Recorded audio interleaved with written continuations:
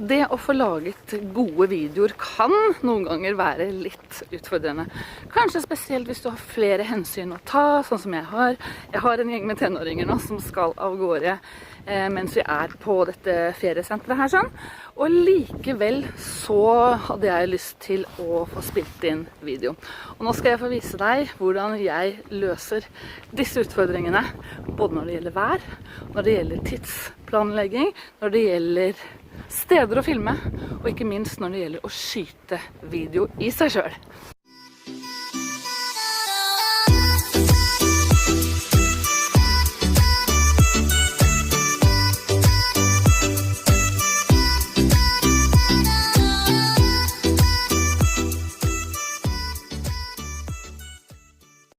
Ungdommene er da avlevert, og her står jeg i Tønsberg nå. Hadde tenkt egentlig å få filmet ganske mye i dag.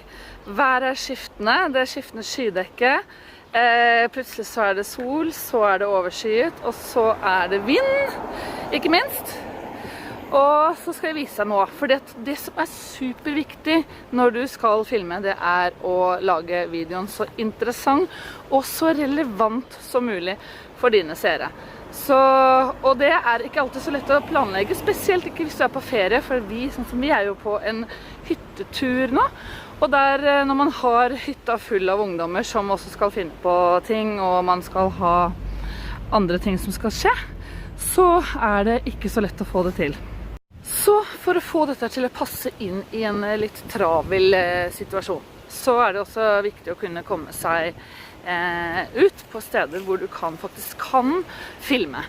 Og som du ser nå skal jeg vise deg bare et veldig kjapt eksempel, fordi at det som er veldig viktig, det har jeg snakket om i flere videoer nå, det er nettopp dette med lysforholdene, for at videoen skal se så bra ut som mulig. Jeg bruker nå kun mobiltelefon. Jeg hadde tenkt å ta med meg større videokamera, men det passet rett og slett ikke. Vi hadde ikke plass til det i bilen, så da tenkte jeg at det er mobiltelefon som skal få duge i denne ferien her. Det som kan være veldig lurt når du skal ta en type lystest, når du skal filme ute, er å gjøre akkurat det som jeg kommer til å gjøre nå. Det er å snurre rundt. Jeg bruker nå også en gimbal, og se om den kan klare å følge meg, for det er ansiktsgjenkjenning på dette her. Og så ser du, når vi begynner å snurre rundt, her for eksempel, så er det ikke så veldig bra forhold, for dette der, nå er det lyst i bakgrunnen, og ansiktet mitt kommer i skyggen. Så hvis jeg bare fortsetter å snurre, så får du sett. Og det å være ute i vind, det nytter ikke å være fin på håret, men så mye bryr jeg meg faktisk ikke om dette her sånn, for dette skal jeg få gjort nå, så kan jeg rett og slett ikke legge merke til alt for mange detaljer. Men det som er det beste utgangspunktet, er nettopp det å ha en mørk bakgrunn. Og så kanskje ha litt lys foran deg, sånn at ansiktet ditt faktisk popper frem. Nå skal jeg gå ut i sola. Se her foran meg, her er det sol. Da ser du at nå kommer selvfølgelig ansiktet mitt mye mer fram. Men det som skjer da, er at jeg blir blendet. Så bare ha sånne ting. Test litt fram. Ikke vær for kresen på dette her med hvordan altså at alt sammen skal se så perfekt ut, og at du skal se ut så perfekt ut. Det er faktisk de færreste av oss som ser ut som fotomodeller. Og det kommer jeg inn på litt senere i denne videoen. Det neste er stødig filming. At det ser ut som videoen din er i ganske god kvalitet, så det ikke blir alt for mye risting og humping. Så det jeg jo bruker nå, det er en stabilisator, en gimbal, som heter Feiyutech Wimble. Det er veldig mange som bruker sånn type som DJI Osmo, og det er uansett veldig fint, fordi du får videoen din til å se mer filmatisk ut. Og nå skal jeg også vise et eksempel på det. Nå skal jeg ta og snu kameraet her. Det som selvfølgelig er veldig fint med en gimbal er at du kan gå bortover, og så kan du, nå skal jeg til og med justere litt opp og litt ned, så du går bortover, og så ser du at selv om man ser ikke på en måte skrittene, så hele uttrykket til videoen blir mer filmatisk, at det blir mer sånn seilende effekt. Og som jeg snur meg her sånn, og ser det litt av Tønsberg her, så ser dere at dette her rett og slett blir en ganske bra effekt. Så det å gå til investering av litt bedre utstyr, spesielt hvis du skal tenke på YouTube, fordi på YouTube så bør du ha litt bedre kvalitet enn for eksempel på Facebook. Ja, det er faktisk sånn, fordi at YouTubere, de som virkelig satser på dette her, de går virkelig ordentlig inn for dette her, og de tenker på at videoen skal være av god kvalitet, og du må også tørre å by på deg selv. Så da er det kjempesmart. Så nå kommer ansiktet mitt litt i skyggen igjen der i sted, og nå er jeg i sola. Så det som er kjempesmart er selvfølgelig å satse på en sånn, det vil forenkle arbeidet ditt litt, og satse på sånne ting som en gimbal. En annen ting er jo også det at hvis du er genert og tenker at hva folk vil synes om deg, så sier jeg bare get over it. Fordi det var flere som har sett litt rart på meg mens jeg har filmet det her nå. Men samtidig så jeg også på en dame som fløy rundt her med sånn skateboard og drev og snakket med noen høyt i mobiltelefon eller i mikrofon. Og så tenkte jeg at vet du hva, det er rett og slett sånn det må være. Du kan ikke bry deg så alt for mye om hva de rundt deg synes om deg. For det kan godt hende at de faktisk synes jeg er underholdende også, så jeg sier bare rett og slett get over it. Jeg lover deg at du vil vinne veldig mye på akkurat dette her, og bare tørre å være deg selv.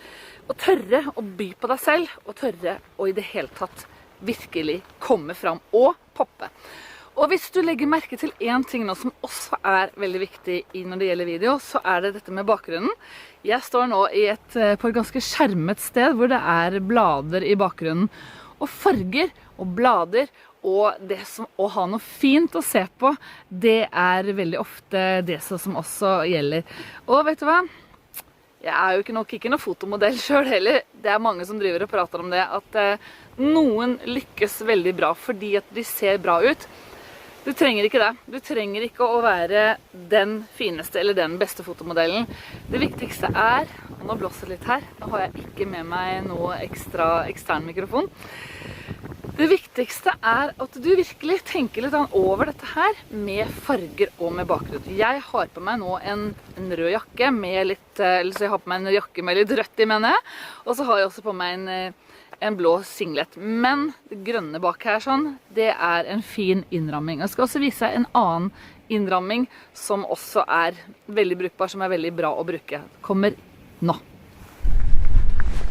Ok, og som du ser her, vet du, så har du både en fin bakgrunn og meg som har litt farger. Det er ikke det at jeg skal fremheve så veldig mye, men det er noe som er veldig lurt for deg å tenke på, at du får litt farger og litt punch i bakgrunnen. Har du ikke mulighet til å filme utendørs, så tenk i hvert fall på det inne, og det kommer faktisk i neste ukes video. Da skal jeg ta dette her med filming innendørs og med bakgrunner innendørs, ok? Og som du ser nå, så blir fargene enda bedre, for akkurat nå har sola kommet fram igjen.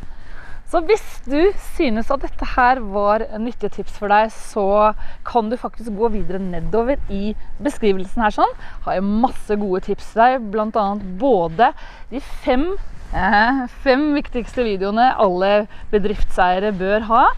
En annen ting er at jeg har et YouTube Evergreen webinar, hvor jeg lærer deg enda mer om YouTube.